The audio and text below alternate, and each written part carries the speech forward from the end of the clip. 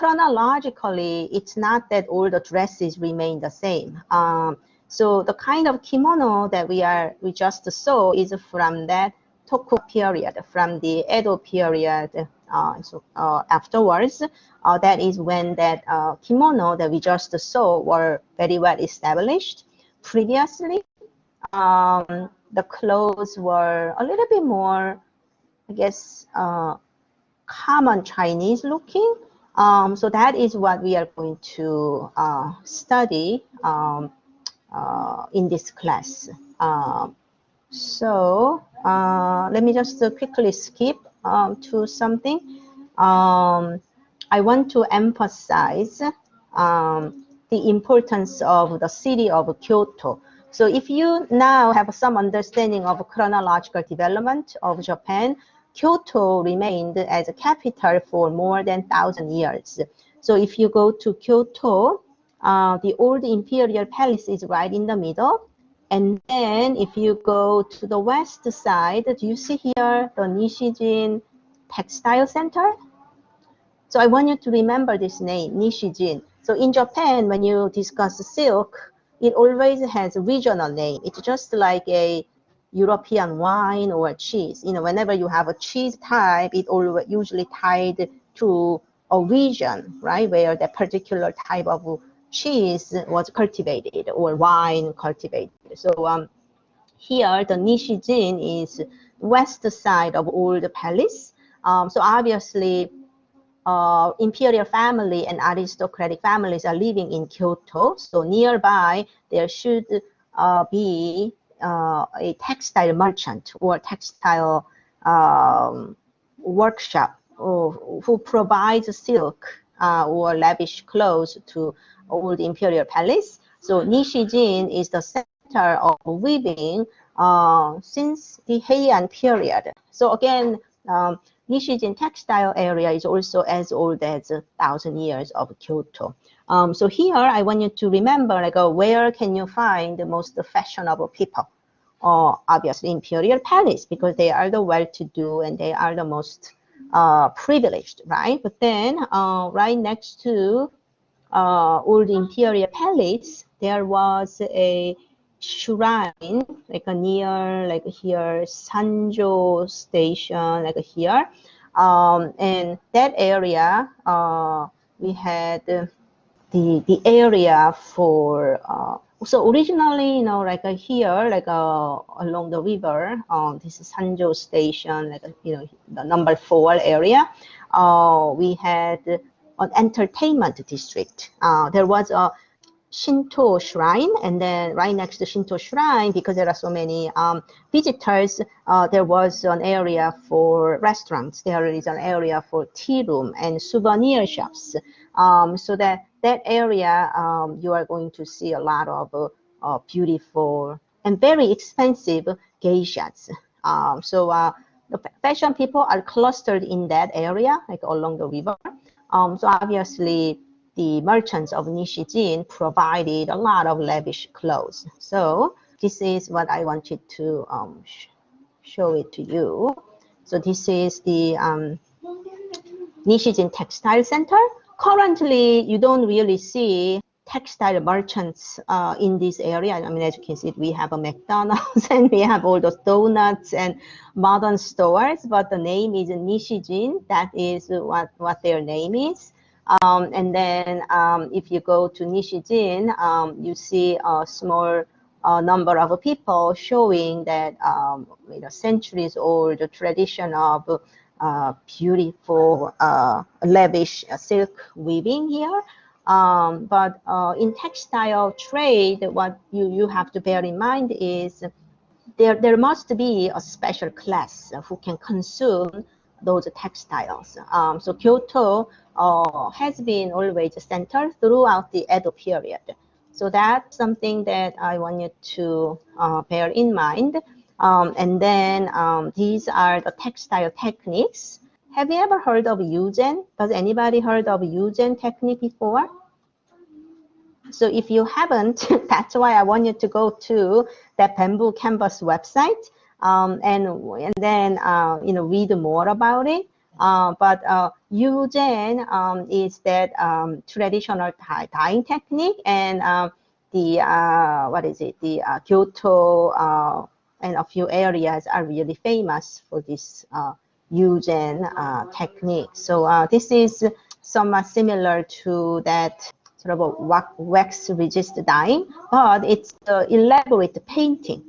So you leave the area where you don't want to put the particular color with wax, and then other areas will be painted with a brush.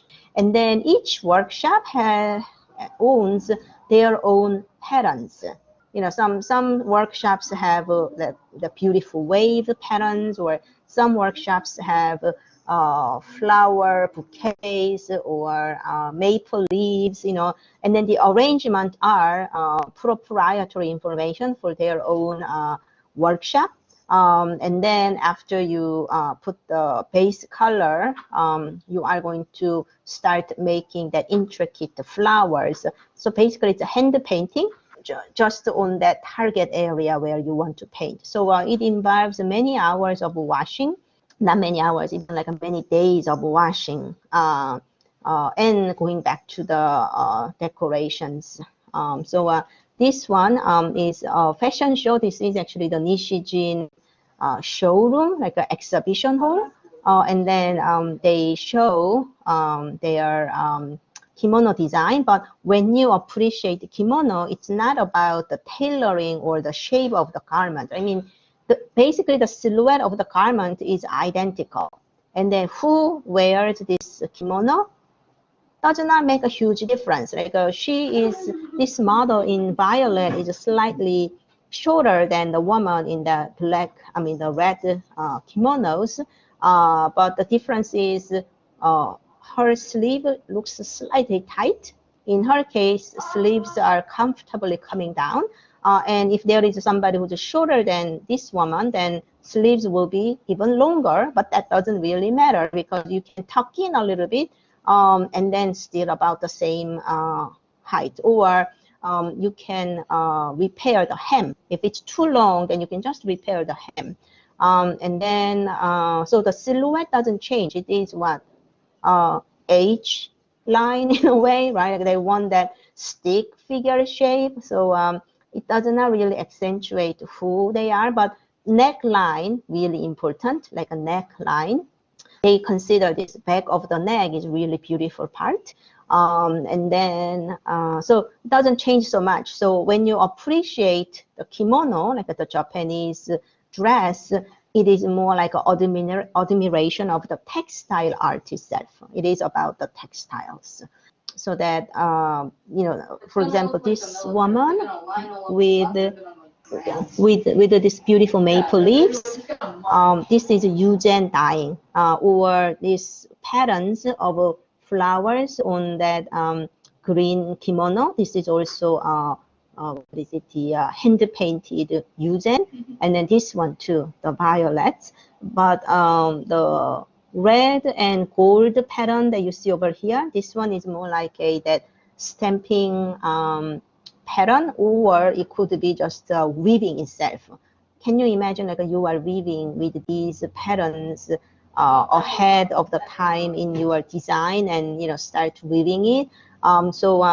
Kimono, when somebody stops wearing it, or you know, like somebody passes away, then the kimono is given to family members, and then they will recycle it. Recycling means they will create a new kimono for a younger member of the family, or the older kimonos can be saved to make the uchikake.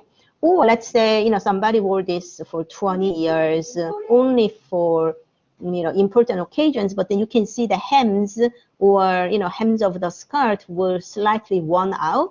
Then you don't throw away again. It's a beautiful silk. You will save them and create that cloth in order to make that what is it, the you know, gift wrapping, or covering of the, you know, furniture or boxes, you know, for those kind of events. And then the highlight, the most lavish textile examples will be shown in OB. Like OB, the front and then the back are a little bit different, and OB is also really, really long. It is like twice as long as her height, so that this is also a form of art, like origami type of art. So you have to learn. There are like dozens or even 2 dozens of ways of creating OB.